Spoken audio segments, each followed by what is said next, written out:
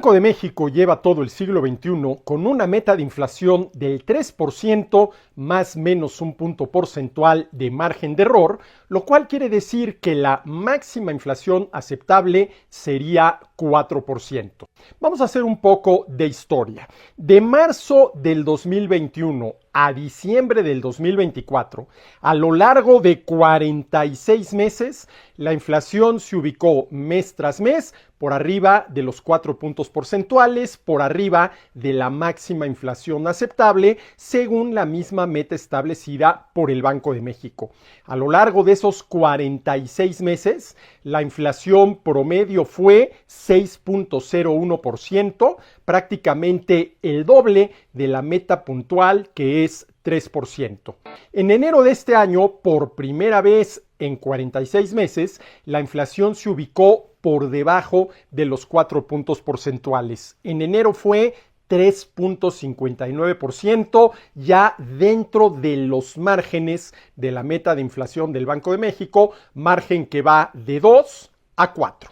Desafortunadamente, en febrero, la inflación empezó a repuntar. A ver, repasemos. En enero, la inflación fue 3.59%, que aumentó a 3.77% en febrero, que aumentó a 3.80% en marzo, que aumentó a 3.93% en abril y que en el pasado mes de mayo se ubicó nuevamente por arriba de los 4 puntos porcentuales en 4.42%. Es decir, en lo que va del año pasamos de una inflación de 3.59% en enero a otra inflación de 4.42% en el mes de mayo, lo cual es verdaderamente inaceptable. ¿Qué es lo primero que debemos considerar como inaceptable?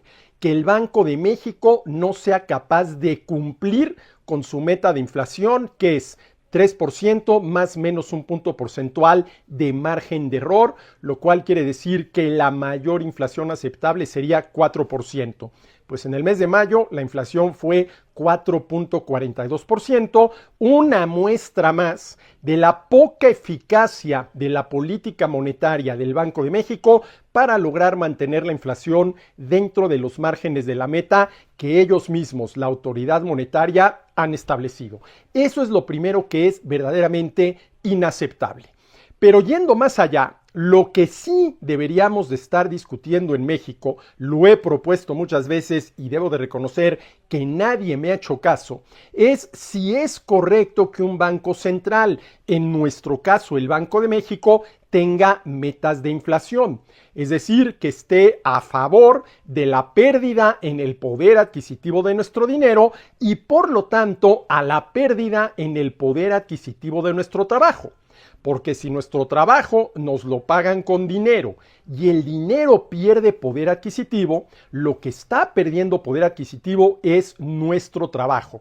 Y si tenemos el derecho, y vaya que lo tenemos, al producto íntegro de nuestro trabajo, ello implica, entre otras cosas, el derecho al poder adquisitivo íntegro de nuestro trabajo y por lo tanto de nuestro dinero. Y ese derecho, que es derecho de propiedad privada, lo viola la inflación. No hay manera de que un banco central niegue su responsabilidad en materia de inflación, ya sea porque la permite o porque la provoca. Pero es un verdadero error que un banco central tenga metas de inflación como la tiene el Banco de México y muchos otros bancos centrales a lo largo y ancho del mundo. Déjenme darles un dato adicional.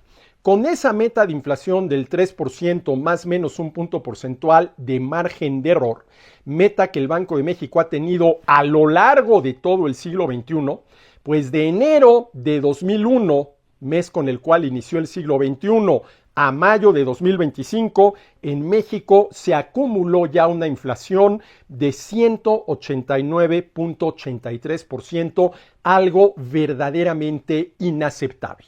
Porque, a ver, ¿qué quiere decir que el Banco de México tiene una meta de inflación puntual del 3%? Que tiene que hacer lo que tenga que hacer para lograr una inflación del 3% y mantenerla en el 3%. está a favor de la pérdida en el poder adquisitivo de nuestro dinero y por lo tanto está a favor de la pérdida en el poder adquisitivo de nuestro trabajo. Y eso no solamente tiene, digámoslo así, una dimensión económica, sino también tiene una dimensión ética relacionada con la justicia, con el respeto al derecho de propiedad de los ciudadanos. Y además hay algo que a mí verdaderamente, pues vamos a decirlo así, me molesta, me indigna. Si nosotros estudiamos los documentos del Banco de México, en varios de ellos se dice que el Banco Central tiene una meta de inflación del 3%, más o menos un punto porcentual de margen de error. Pero en ningún lado se justifica, y lo pongo entre comillas porque en realidad no tiene justificación, por qué el Banco de México tiene metas de inflación. ¿Por qué está a favor de la pérdida en el poder adquisitivo de nuestro dinero y de nuestro trabajo? Y yo creo que por lo menos el Banco de México debería de explicarnos, suponiendo que hay una explicación correcta de todo este asunto, por qué tiene metas de inflación.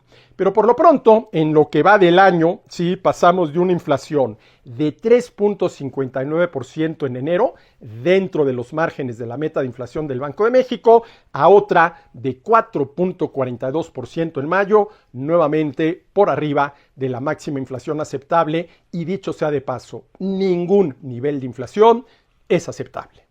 Más columnas de opinión y noticias nacionales e internacionales en nuestro sitio, comentariodeldia.com. Síguenos en todas las redes y plataformas para mantenerte siempre informado.